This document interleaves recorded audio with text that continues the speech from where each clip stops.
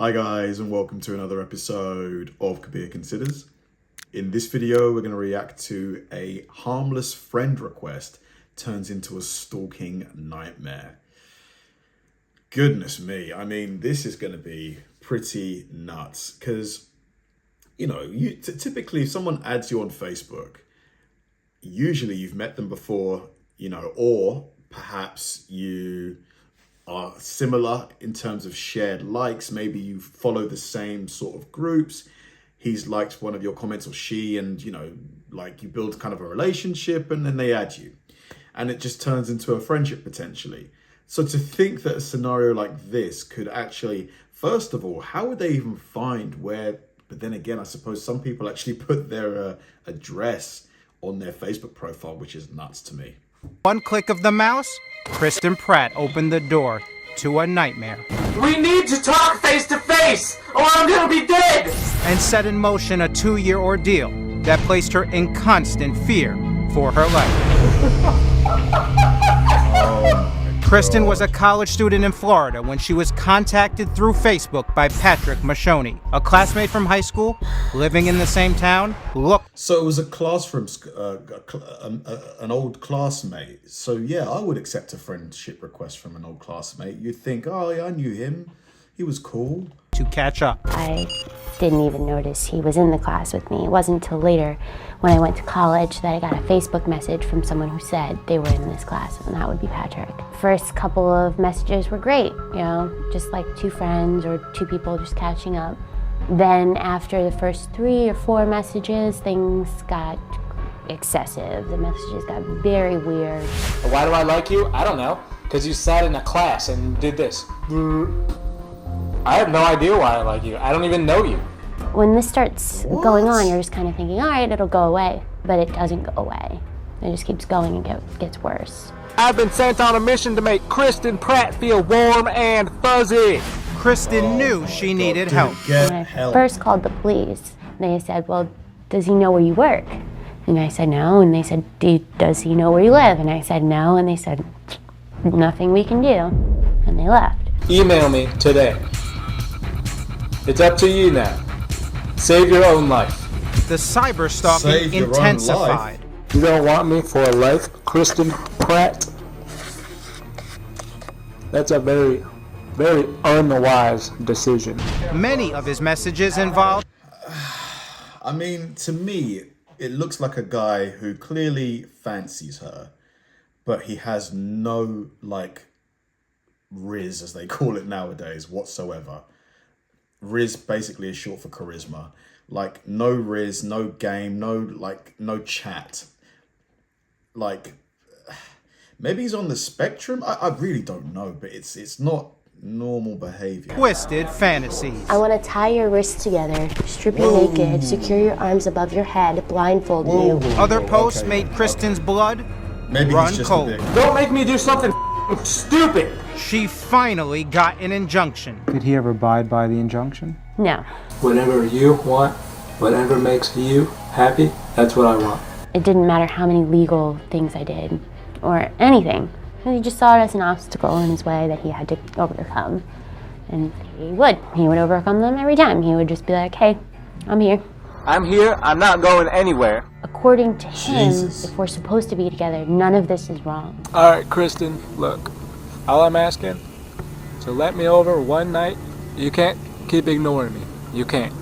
Mashoni started showing up at Kristen's work and on the campus of her college, desperate. How did he find out where she worked? Unless maybe she has a LinkedIn and she put her job on her LinkedIn, perhaps. But then where would he find the address? This is the thing with being online. This is the thing about online presences. People can track you. Her appearance in hopes that he wouldn't find her. How often were you changing your look? Probably once every 2 months, maybe even more than that sometimes. Ever get up one day, leave the house, and think to yourself, this could be my last day. This could be the day Patrick actually does me harm. All the time. Quit wasting my time. I knew it was just a matter of time. Look me in the eye and talk to me like a person. Then an unexpected turn. While on patrol, Sergeant Mark Conway spotted Mashoni with the backpack acting suspicious. Mike Hallfeld from our Orlando affiliate WKMG caught up with Conway. I thought I had a car burglar, and when I opened the backpack, I thought I would find maybe stolen car stereos or GPSs in there. Instead, he found Mashoni's camera and was treated to a frightening glimpse inside the stalker's dark obsession. Oh man, please just listen to me. I never wanted to be mean or say anything mean. You know, the videos worried me, and he kept referring to this girl named Kristen. I had no idea who she was. A quick search of Mashoni's record and Sergeant Conway found injunctions, police reports, and Kristen. I get a phone call from Sergeant Conway, and he's asking me these questions, and he's wanting to know what's going on. And so I tell him the whole story. And he said, "This man's gonna kill you." And he said, "That's..." Man, I feel so bad for her. You know, I've got two sisters. If somebody did this to, let's not even talk about it. Just fuck off. You know, she's not interested. Like, oh man, if you need a psychiatrist, go find one. But you know, leave her alone. I've been trying to tell everybody, but nobody wants to help me. Digging deeper, Conway found video of Mashoni prowling outside Kristen's workplace and immediately presented the case to the state's attorney. And they said, "Oh my gosh, he's gonna kill her." Anyone who stands in my way will be guilty of treason. Patrick Mashoni was finally brought to justice and sentenced to 4 years in prison. Mashoni spent 2 years behind bars, but he was released early and is now back on the street. Our affiliate, WKMG in Orlando, talked to him shortly after he got out. One of the scariest things about that interview is he still refuses to accept that he was a cyber stalker. Well, I wasn't, because that would imply that someone was in danger. So that's why I would just say I was looking for someone. Dude, you literally said, "I will kill you," or something of that nature. And other than that, I would say I was typing under the influence. That's what I call it. It's a TUI. When that consequence doesn't match what you think is happening, you're not going to take it very seriously or realize it's actually a consequence. Mashoni is banned from the internet and prohibited from ever approaching Kristen. How can you be banned from the internet? How are they going to enforce that? He could just buy a new cell phone, you know, like he's not banned from the internet. He might be banned from like social media sites under his real name, but then again, he could just use a fake name, couldn't he? For a young woman whose entire life was changed with one click of the mouse. Do you ever think you'll live a normal life? No. For me, normal, yes. For everyone else, no. I park close to where I'm going always because I don't want to park too far away. It gives me more space. I feel so get bad for her, attacked man. or hurt. You can tell she's still scared. She's still scared, you know. I feel so bad for her. She's never gonna shake that feeling off that he might be out there. She's probably gonna have that for the rest of her life. Say goodbye to people when I leave a place. Make sure that they know I left that place at that time. This is my life now, you know, this is what you live with.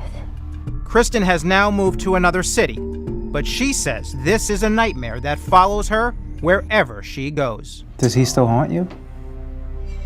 Yeah. There are times when I still have nightmares. This I'll have to tell you in person. I have a couple of recurring dreams where he finds a way to get in my house, and then I wake up and he kills me. I'm not here to waste your time, so don't waste any more of my time. Damn. Man, I feel bad for her. You know, you could clearly see in her demeanor, her voice, that she's still scared. She's still scared, you know. The thing is there's no way to know where he is. Like, he could be anywhere. And even though she's moved to a different city, me personally, if I was in her shoes, I'd probably move to a different state. But even then, if somebody really, really, really wants to find you, they can. Hopefully, while he was in prison, he got some help. It seemed like he did, because when he spoke to the interviewer, his demeanor was different. So maybe he got the help he needed.